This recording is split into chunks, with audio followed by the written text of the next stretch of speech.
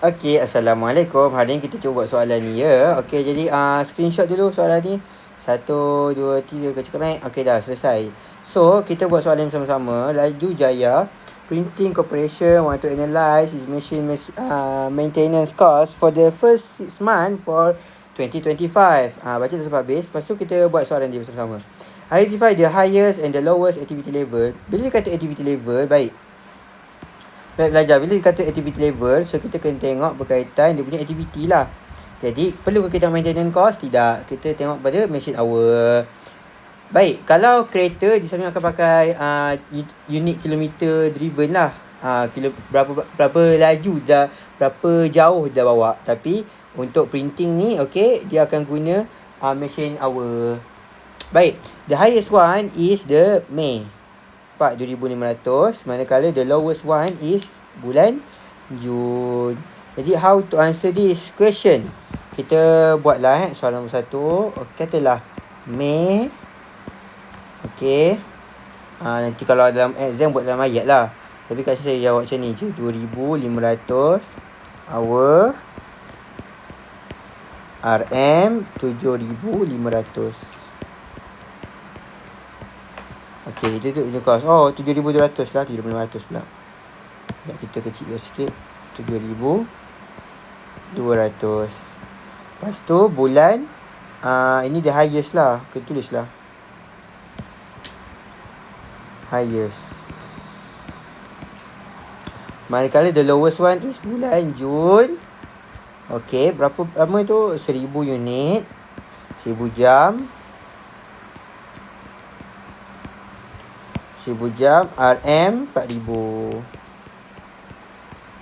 So, apa fungsi high-low method ni sebenarnya? High-low method ni adalah untuk kita pecahkan, okay, antara the fixed cost dengan variable cost. So, the number 2, kita jawab sesama calculate the variable cost per machine hour. Jadi, kita berarti dah nazak dah. Ini rumus dia, perubahan cost bahagikan dengan perubahan unit of activity. Perubahan unit of activity. So, ambil yang paling tinggi, tolak yang paling besar. Ambil yang paling tinggi, tolak yang paling rendah. Ambil Mei dengan Jun. So, cost dia RM 7,200. Tahu, high-low method tahu. Yang high tolak dengan low. Okay. Bagikan tolak RM 4,000. Okay. Bahagikan dengan RM pula. Bagikan dengan 2,500. Tolakkan 1,000 jam. So, kita akan dapat apa jawapan dia? Kita akan dapat berapa ringgit per jam. So, tekanlah kalkulator. 7,200 tolak 4,000. Bahagikan dengan 2,500 tolak 1,000. Kita akan dapat 20.1333. Baik. So, boleh je guna 20.131.3333 ni. Okey, jadi tapi kalau nak guna pecahan tak wajar, saya rasa boleh kot. Tapi tak apalah, kita guna je. Ambillah 4 titik puluhan, okey. 3 titik puluhan. 1, 3, 3. 4 harga berhentilah. So, ini adalah total variable cost per unit. Yalah, total variable cost per hour lah, per unit of activity. So, nombor 2 pun dah siap. So, calculate the total monthly fixed cost. Number 3. Soalan ni dia by puluhan sebenarnya. Okay, by puluhan.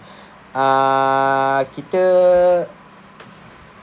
okay, insyaAllah kalau dalam exam dia tak ada puluhan lah. Dia nombor bulat. Okay, insyaAllah. So, 3 kita jawab je lah.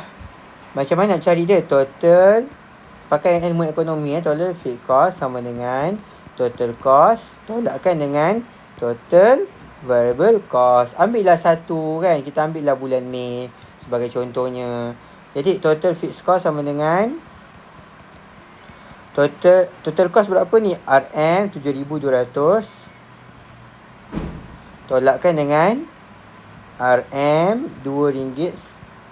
Berapa sen ni? Yang didarabkan dengan unit of activity dia 2,500 hour. So tekan kalkulator. Baik. Allahu Akbar. Jatuh kalkulator. Okay. So 7,200 tolakkan dengan 2.133 darabkan dengan 2,500. Kita akan dapat RM 1867.50 sen. So inilah jawapan untuk kita punya fixed cost. Okay, kita punya fixed cost.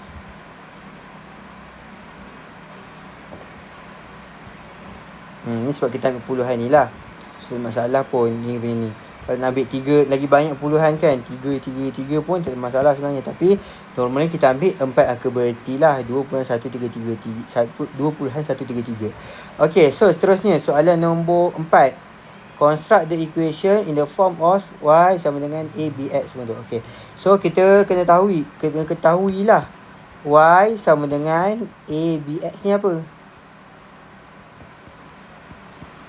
Okay, y tu stand for the cost, total cost. Okay, kita tulis betul lah, total cost. Manakala A adalah fixed cost, B adalah apa? Tak. Okay, B adalah variable cost per unit. Manakala X adalah level of output. Baik.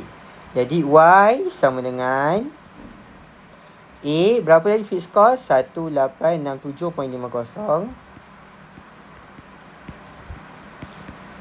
5 lah, 0.5. Lepas tu darabkan. Tambah ya Allah. Salah ni. Tambah. Ni pun tambah.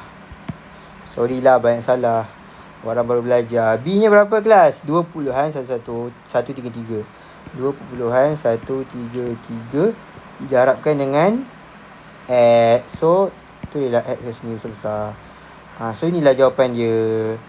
Okay, ni jawapan nombor 4. Ni high low method dulu. Okay, lepas tu soalan nombor 5.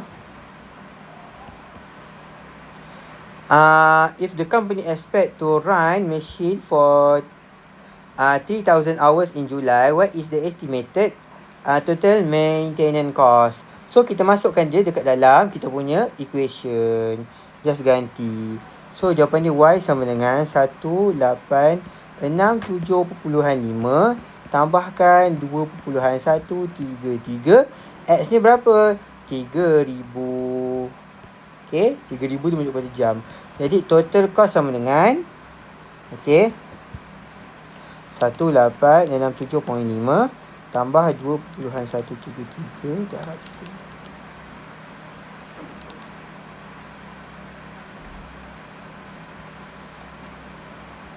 Dapatlah RM 8266.50 sen. So inilah total cost dia. Faham Jadi kalau ada apa-apa soalan, bolehlah tanya di ruangan komen di bawah. Sekian. Assalamualaikum warahmatullahi ta'ala wabarakatuh. Kejap